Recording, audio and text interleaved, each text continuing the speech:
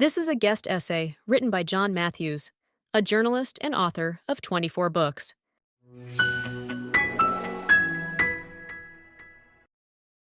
No Jews, no Jews, no Jews. This is a play on words on the often seen notice in UK boarding house windows between the 1930s and 1960s. No blacks, no Jews, no Irish. However, if played out today in Palestinian boarding houses, it would without doubt say, no Jews, no Jews, no Jews. In the early 1990s, not long after the Oslo Accords, then chairman of the Palestine Liberation Organization, Yasser Arafat, proclaimed to colleagues in the Arab press, quote, "We plan to eliminate the State of Israel and establish a purely Palestinian state. We will make life unbearable for the Jews. They will have no choice but to leave." End quote. The initial stated plan for this was through psychological and propaganda warfare combined with population explosion. The Palestinian population has increased from 945,000 in 1945 to 5.5 million today. But this quickly evolved into violence with two armed uprisings, intifadas, and a chain of suicide bombings, which ultimately led to security fences and walls being built between 2003 and 2006 to divide Israel and the Palestinian territories. Until then, there was far more open passage between the two regions. The same is true of Gaza. Initially, there was a fairly open passage between Israel and Gaza, but with increasing incursions and suicide bombings from Hamas militants, secure fences and barriers were constructed. So this continual bid to rid the area of Jews by making life unbearable for them has each time backfired on the Palestinians and restricted their free movement through increased security and protection. Though, again, little is made of what has caused these increased security divides in the Palestinian and Arab press. The picture generally painted is that Israel has created these barriers and divides purely as a way of making the Palestinian people suffer, of further oppressing them. So much will be made in news programs by focusing on a handful of Palestinian farmers who have found their land divided by these security barriers, complaining that it now takes them 30 to 40 minutes to get to those extended pastures, whereas before it took them only 5 minutes. The whole program couched as a terrible and unfair imposition by the Israelis, as if the suffering of that extra 30 minutes travel by those farmers was far more important than the many hundreds of Israeli lives saved. Did the program makers even realize how callous and thoughtless this might appear? Or was this simply an overt reflection of David Baddiel's titled book, Jews Don't Count? Palestinian militants were even more pointed in their complaints about the divide, as if saying, "How dare you construct a fence and walls to stop us killing Jews when we want?" I personally can't imagine an hour-long BBC or CNN news program dedicated to interviewing people complaining about the extra hour, wait at airports and boarding queues, or the fact that they're not allowed to carry liquid in bottles anymore, or the extra time queuing at music venues. Everyone perfectly understands that it's due to extra and very necessary security. To say otherwise would be like callously suggesting, my time is more important than passengers getting blown out of the sky or young teens getting blown apart at concerts. Yet there was no hesitation about such programs and comments being made about the Israeli security divides. This aim of no Jews continues to this day with Palestinian Authority President Mohammed Abbas insisting that the final divide agreed between Israel and a Palestinian state will not take place until every Jew is the other side of it. Such a Judenrein stance hasn't been seen since Nazi Germany, or more recently Gaza, when in 2005 all the Israeli settlers there were removed by Israeli forces.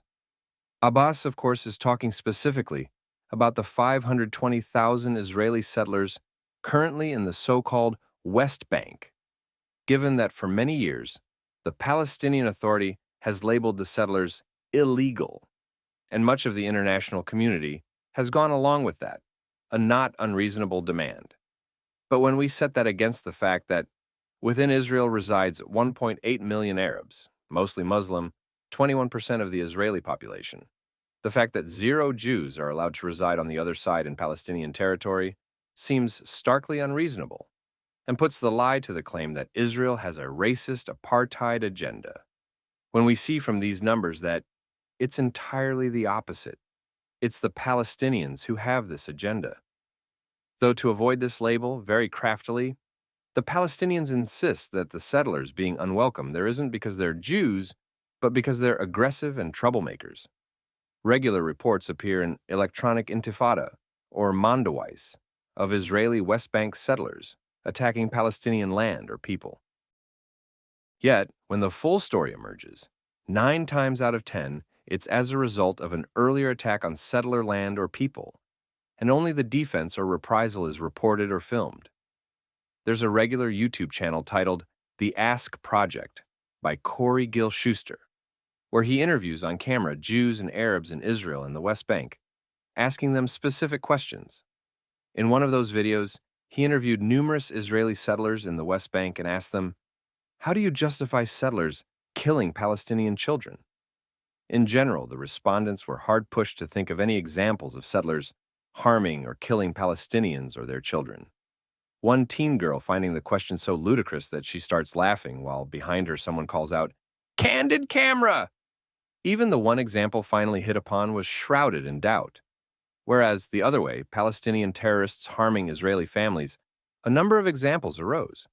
Yet from the media, particularly online, settlers are without doubt painted as the main aggressors. However, a picture of constant aggression and conflict, regardless of which side was the initial instigator, would be misleading. In another Corey Gill Schuster video, he asked Israelis, "How much do you hate Palestinians?" Having already asked Palestinians how much they hate Israelis, the Palestinians interviewed were generally more condemning, ranging mostly from 5 to 8 out of 10 on the hate scale, with a handful only notching up 3 or 4. But the Israelis asked hardly expressed any hatred for the Palestinians, with scores ranging generally from 0 to 4. The last 3 elderly Israelis interviewed responded, "Why should we hate them?" They expressed fondness for Palestinians, many of whom worked in their businesses. One professed that he'd lived in a West Bank settlement, Ariel, for 10 years, and had many Palestinian friends. So from this we get a sense of harmony and accord, even from within West Bank settlements. Indeed, this sense of harmony can be witnessed at Ariel University, where a number of Palestinian and Arab Israeli students study alongside Jewish students. So, despite this leading university being on West Bank land, so ostensibly illegal, it does shine a beacon for possible future harmonious integration. Glimmers of hope for future accord can also be seen from the Palestinians, who declared their main income came from working for or with Israelis. They said, quote, "The Palestinian Authority has done nothing for us, so working with Israelis provides our main income and way of getting ahead." A number of Palestinians, when asked their view about the Israeli settlements, claim that they welcome them. Some 70% of the labor force used to build the settlements is Palestinian, usually at 50 to 80% above the rates paid by Palestinian Arab companies. This provides much-needed income, plus a number of Palestinians work in West Bank Israeli companies, sometimes at management level.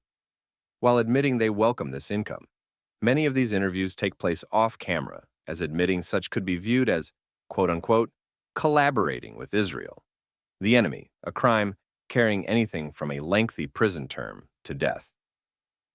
Sadly, the overriding theme of many interviews with Palestinians, especially when asked their views on a possible two-state solution and a future Palestinian state, revert to a no Jews stance. Between 55 and 60% of those interviewed see a future Palestinian state with no Jews present and Israel ceasing to exist. All of the land, from the River Jordan to the Mediterranean Sea, shall be theirs. We see from this that the chant, "From the river to the sea, Palestine shall be free," it isn't just empty rhetoric. This is possibly why Yasser Arafat, when at Camp David and subsequently Taba, was offered 97% of Palestinian land back to the established Green Line, and the remaining 3% settled with other land or financial compensation. The closest any Palestinian leader has come to a peace deal. He refused. Perhaps he feared that he was betraying the at-heart wishes of the Palestinian people. Plus, he would also be going back on his firebrand comments to his followers and the Arab press when he said, quote, "We shall never stop until we can go back home and Israel is destroyed. The goal of our struggle is the end of Israel, and there can be no compromises or mediations. The goal of this violence is the elimination of Zionism from Palestine in all its political, economic, and military aspects. We don't want peace, we want victory. Peace for us means Israel's destruction and nothing else." End quote. Within that fiery declaration, we have the roots of the various intifadas against Israel since, and indeed, the attacks of October 7th.